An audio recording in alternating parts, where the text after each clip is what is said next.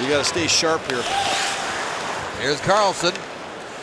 Carlson keeps that puck, carries it into the corner. Zibanejad backs up in towards the front of the net. They work it back to line, put up with a shot. That is blocked right in front, and that hurts Danny DeKeyser. He is stung.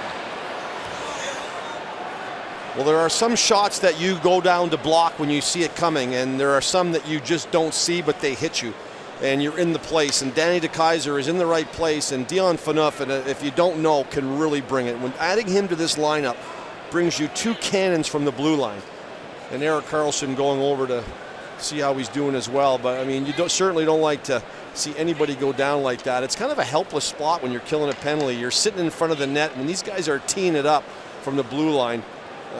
Sometimes you're going to feel it, and Danny DeKeyser, and he's a valuable piece to this defensive core for the Detroit Red Wings.